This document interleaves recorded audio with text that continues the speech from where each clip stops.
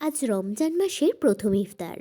আর এই ইফতারের সময় আমরা যতই ভালো কিছু খাই না কেন, সাথে যদি একটু চপ বেগুনি না থাকে তাহলে ইফতারটা কিন্তু ঠিক জমে ওঠে না।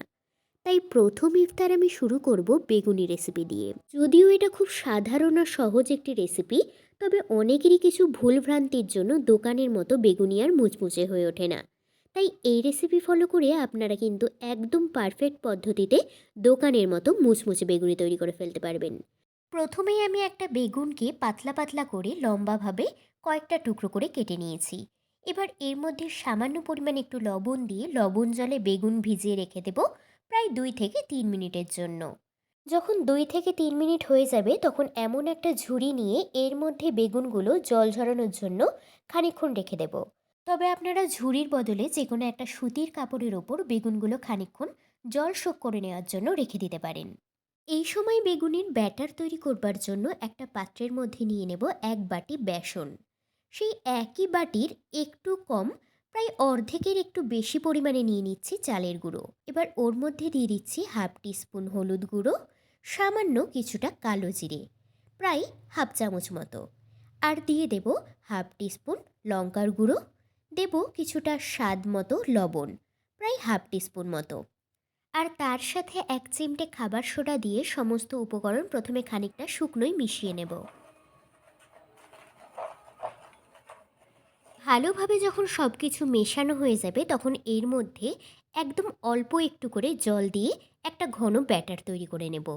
তবে সব জল কিন্তু একেবারেই দেবেন না, একটু করে জল দেবেন আর ভালোভাবে ফেটিয়ে নেবেন। যদি প্রয়োজন হয় তবে আবারও একটু করে জল দিয়ে ফেটিয়ে একটা ঘন ব্যাটার করে নেবেন।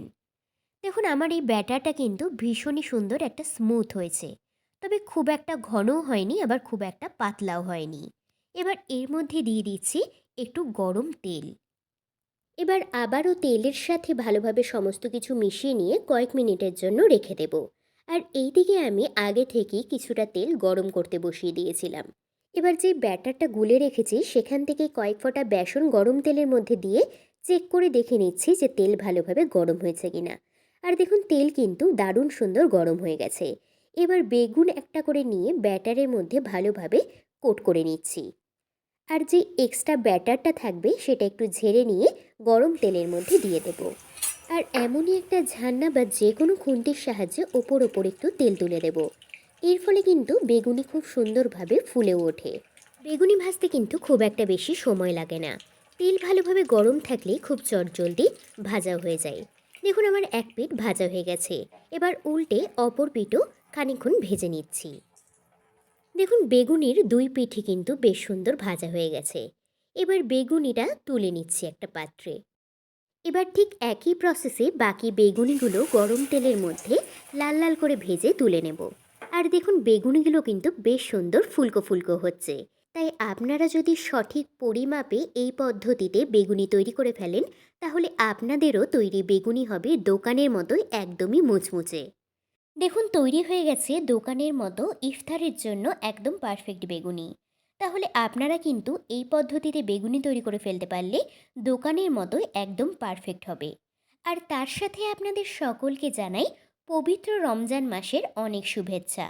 সকলে ভালো থাকবেন, সুস্থ থাকবেন।